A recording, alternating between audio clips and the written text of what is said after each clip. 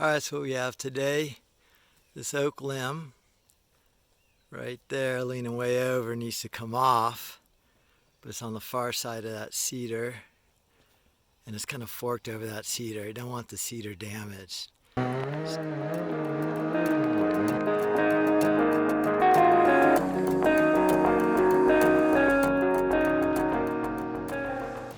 think we're actually going to put a rope on each side of it and try and split it over that thing.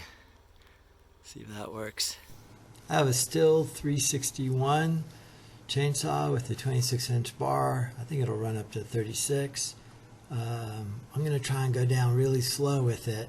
So I'm cutting in my face here, getting my face just right, and you'll see how I screw this up. So cutting in my face, it's going to close out. Now I'm coming through the back here, and as I'm coming through the back, I'm watching it come down slow, and boom, it barber chairs up. It splits all the way up. Really dangerous.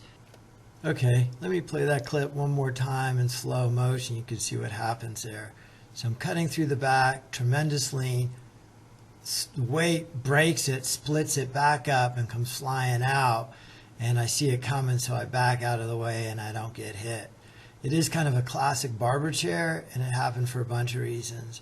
One is there's a tremendous amount of lean in that limb, so there's an unbelievable amount of tension in that wood that I'm cutting. Number two, I'm trying to get it to go down slow, so I'm cutting slow rather than cutting all the way through. A couple things that saved me getting popped in the head and being hurt is that I had a really clear escape route, and as soon as it started to crack, I got way out of the way quickly. So it's kind of a classic barber chair, a good thing to really avoid because it could pop off of that stump in any direction once it starts to split and break like that. I realize what a close call it is, so I want to clean that stump up so nobody sees my mistake. So I'm just cutting that into a nice flush cut there.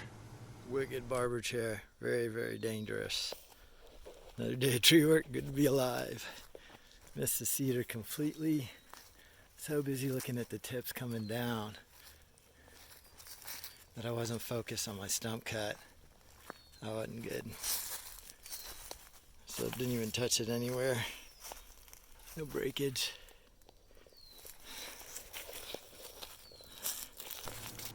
Alright, a little time lapse of cleanup here. Just kind of bucking it up, pulling limbs out. I think to probably go into a burn pile. I have a guy working with me who was on the pull rope, kind of getting it to straddle that cedar tree and miss it. And cutting the firewood out. Right at the end of this video, I do have some footage of the split wood, and you can see really how it split right up that oak, and also how wet that oak tree was.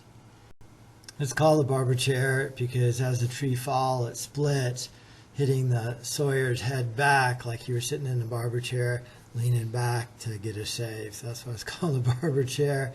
Very, very dangerous. Don't do this at home. Alright, there's the split trunk getting cut up. You can see how far up it split. Maybe 8 feet. I'm just cutting it in firewood now. And then right there's the other half.